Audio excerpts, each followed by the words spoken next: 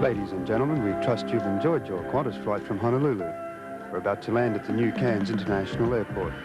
It's a beautiful day on the Great Barrier Reef.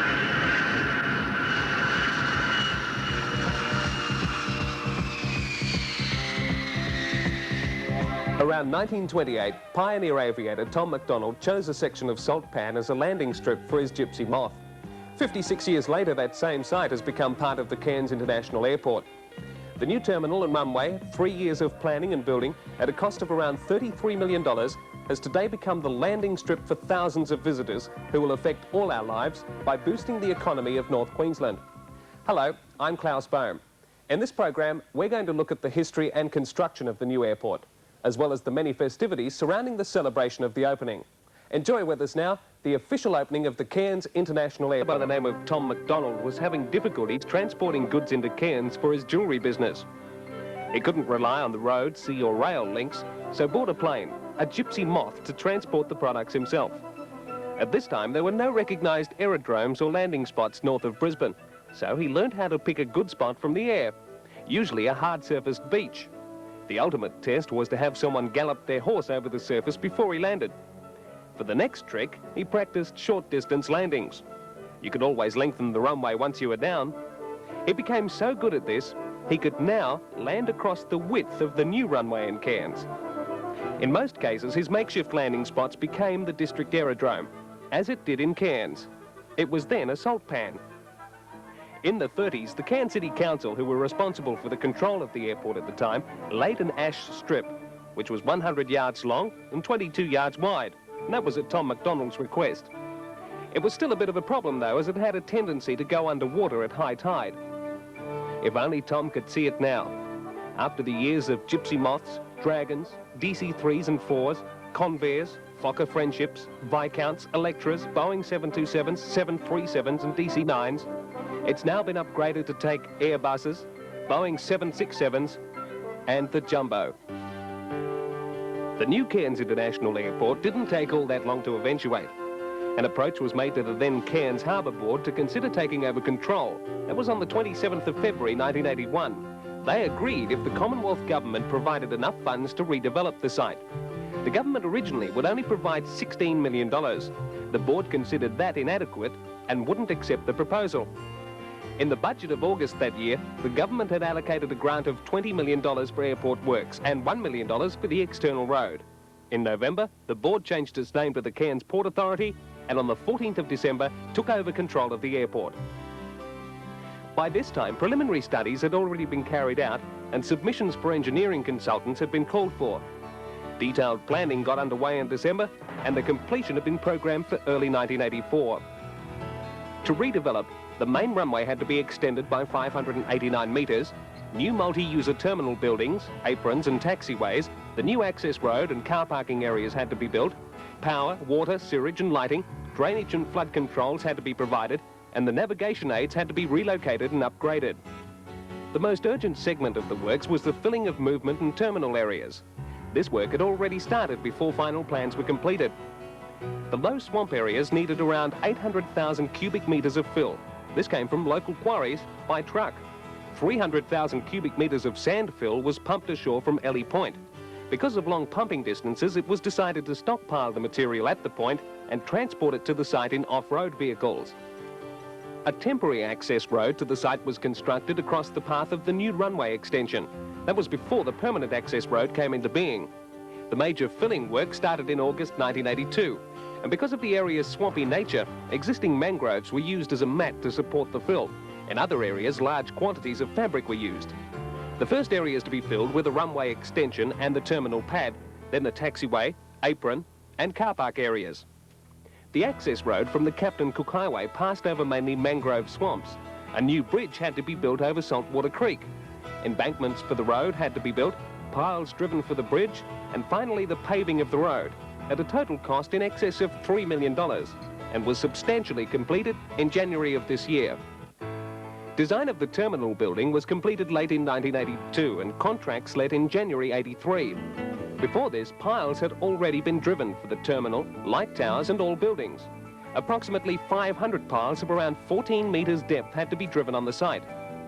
Concrete floor slabs were poured in May '83 and steelwork was erected in early July. The fully air-conditioned building, designed to accommodate regular domestic and international flights, is nearly 300 metres long and has a floor area of 11,700 square metres.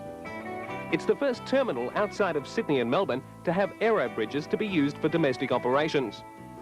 The building includes offices for all domestic carriers, Qantas, and a common user area for other international operators. Roofing and cladding of the terminal was completed at the end of last year, with fitting out continuing to today. The total cost of the building, excluding the fit-out of the airline areas, is in excess of $10 million. Access to aircraft will be by aerobridge or ground-level covered ways. All baggage will be handled by conveyors. The terminal is extensively landscaped, inside and out, in keeping with the tropical nature of Cairns. To pave the runway extension, taxiways and regular traffic apron, approximately 200,000 square metres of paving was used and involved the supply of 150,000 tonnes of crushed rock material. The existing runway also had to be widened and overlaid with approximately 175 millimetres, that's 7 inches of asphalt. Some 38,000 tonnes were laid in a 6-week period, and to avoid interrupting normal services, most of this work was carried out at night.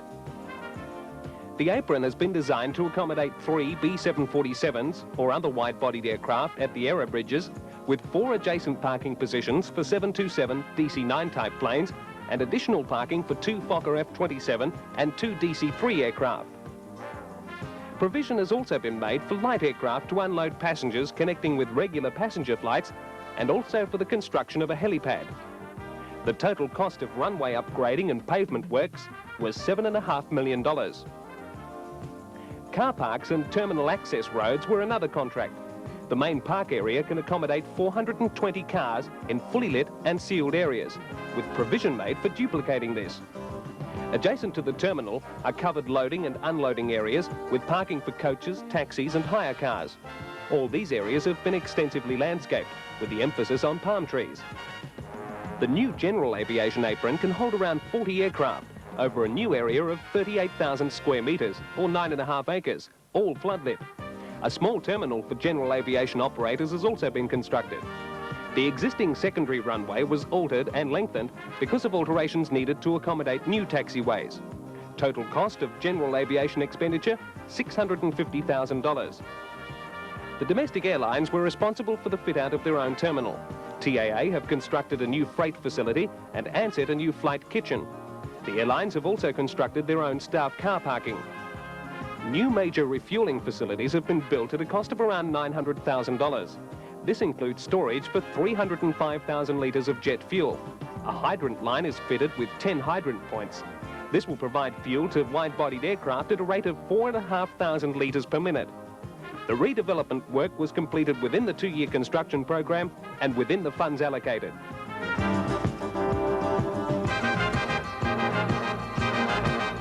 Flights into Fashion '84. Flights into Fashion at the Playpen International was a night to display the very latest fashions for men and women. Many fashion houses in Cairns combined to present sleepwear, daywear, evening wear, even resort wear and beachwear.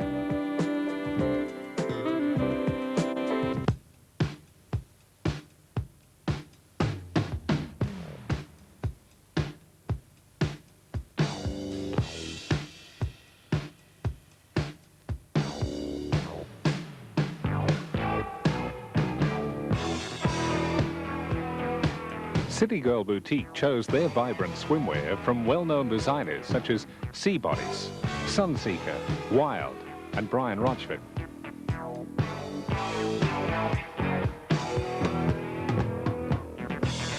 Several of the entrants of the Cairns Model of the Year quest, including 17-year-old winner Alison Peters, modelled swimwear for this part of the evening's entertainment.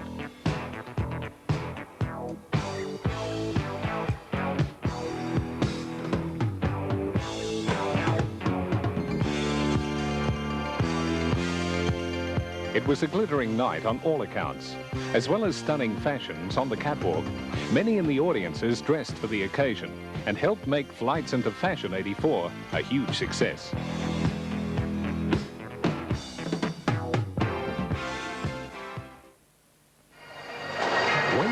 It was Grand International Night at the Cairns Showgrounds. The Grand International Night had been organised by the Far North Queensland Promotion Bureau and the recently formed Migrant Resources Sub-Centre. The programme began at 7:30 with 17 acts from 11 different national cultures with 4 hours of entertainment.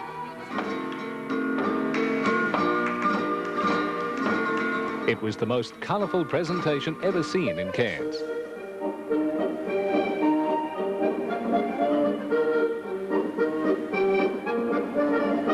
Performers, most of whom were facing an audience for the first time, came from various ethnic communities and devoted time and effort as volunteers to make the evening an important part of Airport Celebration Week. Friday morning, down in bucket falls. With the downpour, it was a moment of concern, for the official opening of the new international airport was just one day away. By 5 p.m, the rain cleared, at least temporarily, and it looked as if it may hold off until after the Conga. The announcement said, "We're going to Conga Cairns."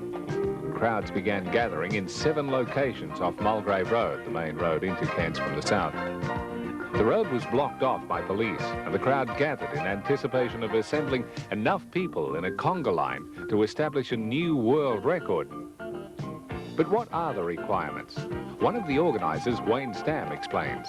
Basic conditions for the conga line, fairly simple. All we have to do is get all of these people through, 10,000 of them, at the counter, which is up at the far end of the showgrounds, which means that they've got to stay together all the way up and down Mulgrave Road. There are some 10,000 of them, of course, that we're hoping to get through. But the important part is they must be together as they go through the counter, which is set up at the far end. That's where the people from the Guinness Book of Records will be. That's where they get to count.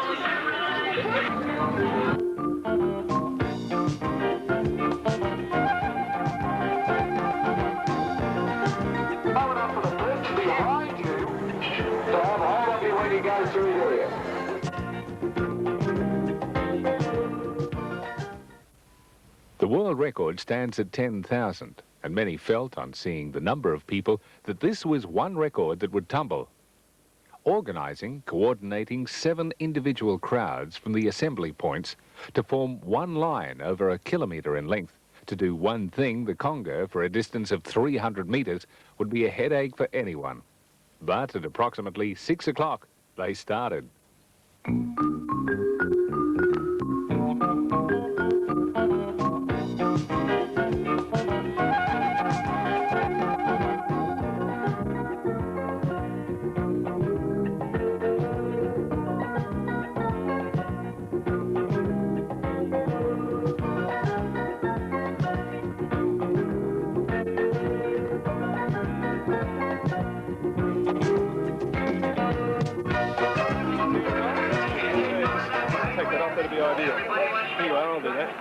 There you are, keep going, that's it. Tear off the bottom part, fine, that's it. Tear off, that's the one, thank you. The bottom part of the ticket, that is all right, thank you.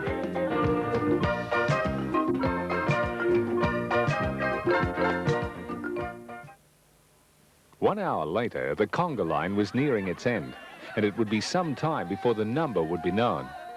Could Cairns, a medium-sized but growing coastal city in Queensland, set a new world conga line record for the Guinness Book of Records? By how much did the threat of rain affect the conga?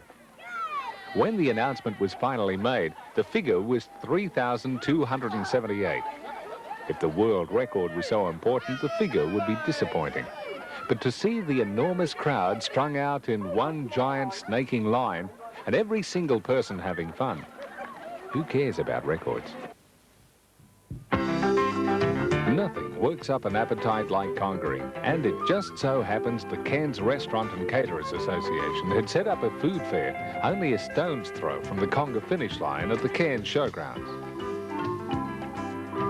On entering the pavilion at the Showgrounds, you were offered a book of tickets for $5. The tickets represented 50 cents. And with these tickets, you may buy a serving or servings of food from the participating restaurants at the food fair. The maximum charge per serve was $2, the minimum $1. With 30 restaurants and caterers, the choice of dishes was enormous. Chicken dishes, meat, fish, soup, and all kinds of sweets.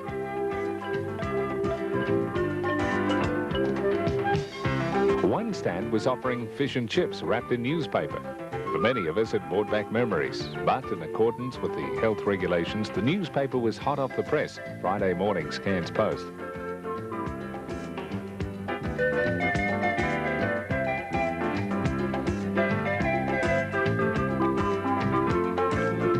With a crowd of hungry Congers, every stand worked at full pace to meet the demand.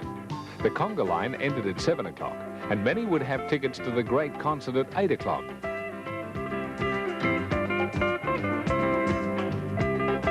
Meanwhile, in the centre of the pavilion, dining music was provided by the Cairns City Jazz Band.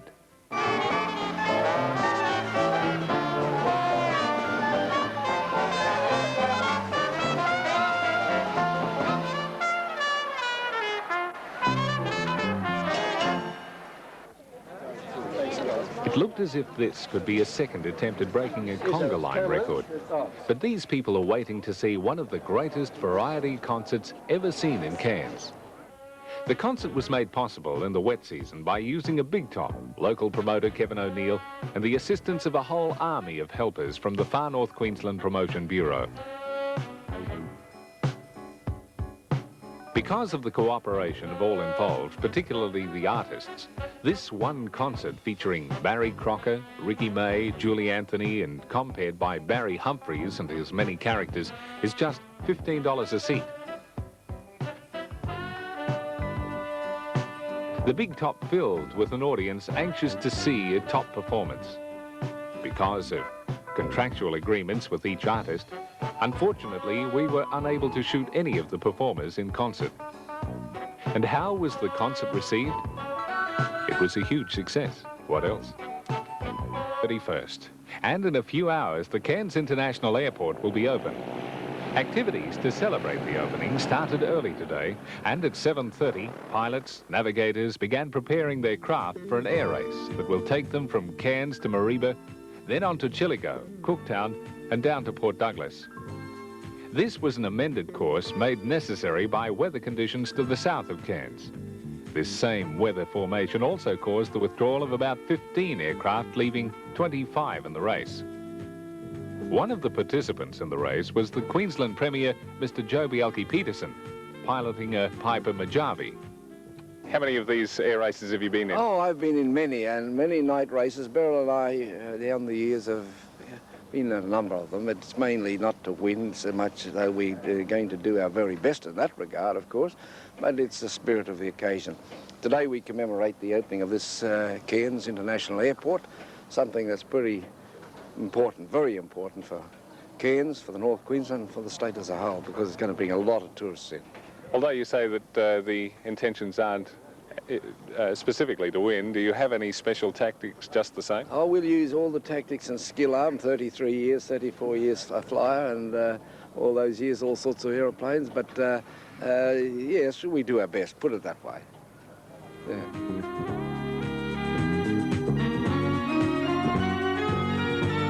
At 8:30, the first plane was flagged away on the leg to Mareeba. Each aircraft left at 1-minute intervals. With 25 aircraft with different flight performances, the emphasis is on navigation. Vice Chairman of the Air Race Committee, John Nash.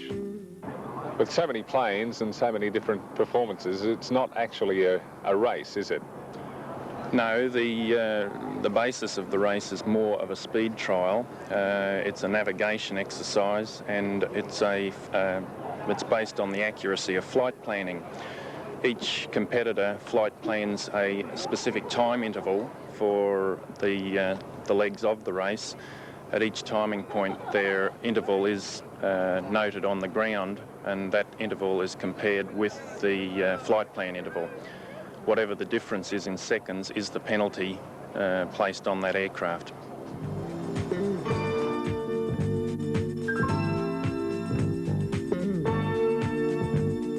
Plane, the Piper Mojave, is the fastest entry and should have a flight time of approximately 1.5 hours for the total trip. As well as arrive on time at the centres along the way, each crew must identify certain objects on the ground or lose vital points. The finish of the air race is in Port Douglas about mid-afternoon. Another highlight of the day for visitors to the airport was the static aircraft display, with all types of planes on view to those who made their way through the well-organised police and airport traffic control points. The TAA Airbus and its opposition counterpart, the Ansett Boeing 767, made welcome stops in Cairns and were open to the public. The landings showed that it's now easy for the companies to put their wide-body planes down in Cairns, with the hope that soon we'll see these aircraft making regular stops. And what did Captain Neil of the Airbus think of the new runway?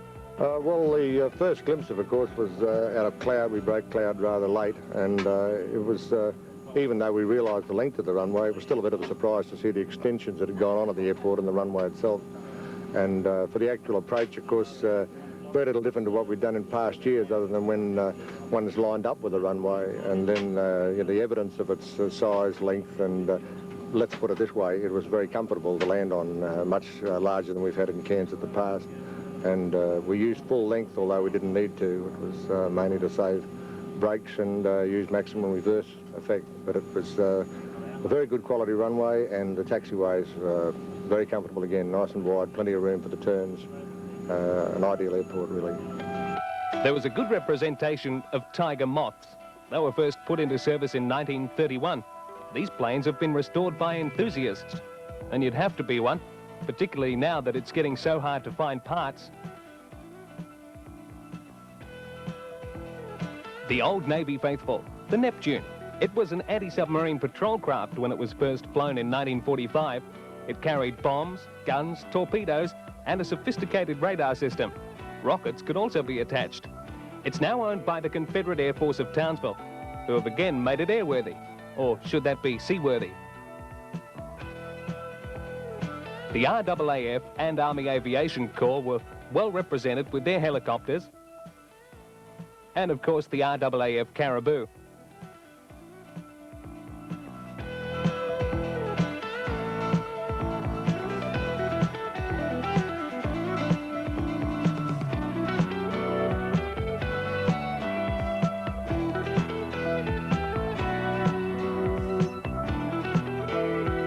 And now, the official opening. I would like to pay special tribute to Mr. Mick Borsey and the Cairns Port Authority for their acceptance of a formidable challenge into the unknown and now bringing to fruition this magnificent facility. As a result of the upgrading, this airport will play a major role in the overall development of the area, giving immeasurable impetus to the tourist industry. I realise that there are some members of the community who fear that tourism will change our way of life, and yes, some change is inevitable.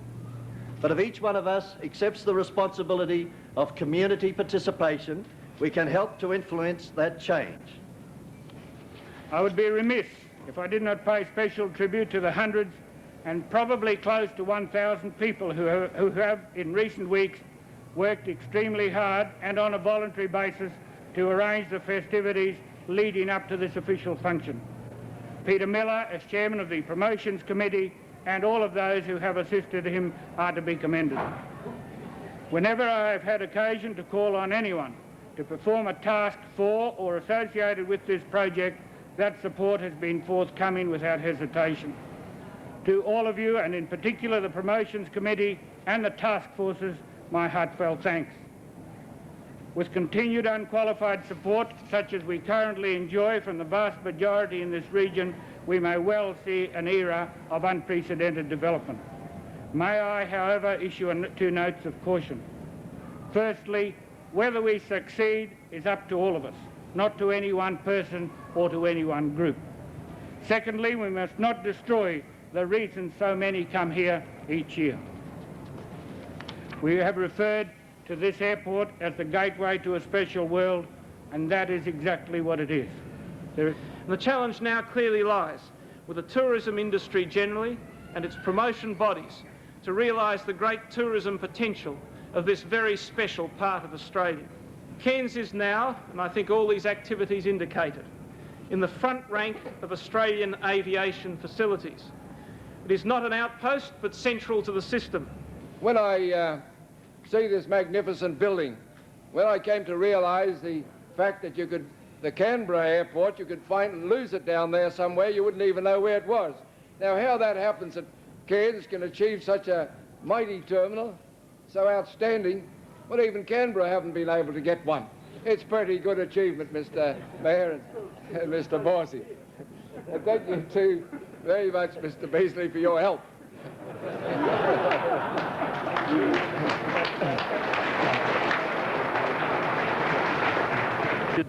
Well, ladies and gentlemen, the new bridge is built, the new gateway is open, and Qantas reports a staggering acceptance of their introductory offer to come to Cairns from Honolulu and from the west coast of America. Cairns is off and running, and I congratulate all the contributors to its success on this great occasion. And it is now with pleasure and a sense of history that I formally declare the new Cairns International Airport to be officially open.